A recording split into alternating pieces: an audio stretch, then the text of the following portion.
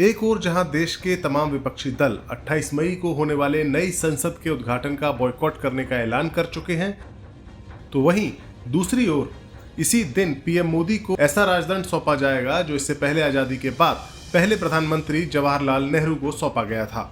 आपने अक्सर ऐतिहासिक या पौराणिक कथाओं में ऐसे राजदंड की कहानियां सुनी या तस्वीरें देखी होंगी जो शासक के साथ रहा है और अक्सर इस राजदंड को न्याय के शासन का प्रतीक माना जाता है। ऐसा ही एक राजदंड 28 मई को पीएम मोदी को सौंपने के लिए तमिलनाडु के एक मठ के कुछ सन्यासी आएंगे।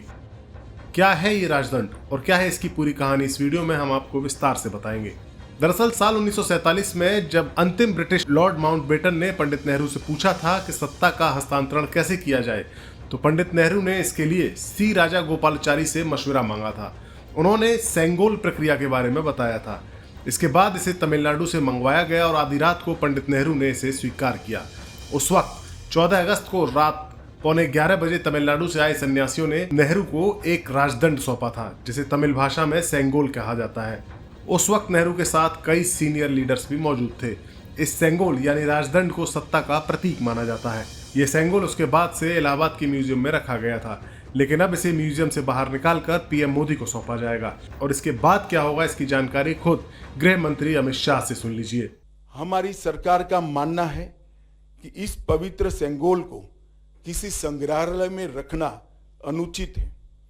सेंगोल की स्थापना के लिए संसद के भवन से अधिक उपयुक्त और पवित्र और उचित स्थान कोई हो ही नहीं सकता।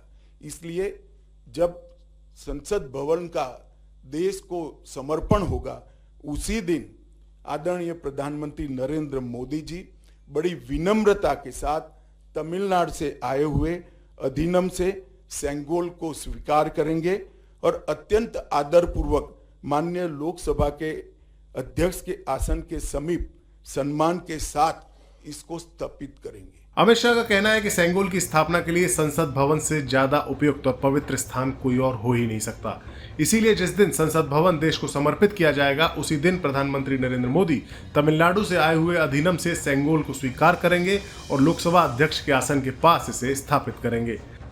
एक और जहां नई संसद के उद्घाटन के लिए मोदी सरकार सेंगोल को स्थापित करने की योजना बना रही है, तो वहीं दूसरी ओर कांग्रेस समेत विपक्ष के 19 दलों ने बुधवार को कहा कि वो संसद के नए भवन के उद्घाटन समारोह का सामूहिक बहिष्कार करेंगे, क्योंकि सरकार में संसद से लोकतंत्र की आत्मा को निकाल दिया गया है। उन्होंने एक संयुक्त बयान में आरोप लगाया कि राष्ट्रपति द्रौपदी मुर्मू को उद्घाटन समारोह से दरकिनार करना और प्रधानमंत्री नरेंद्र मोदी द्वारा संसद के नए भवन का उद्घाटन करने का फैसला लोकतंत्र पर सीधा हमला है।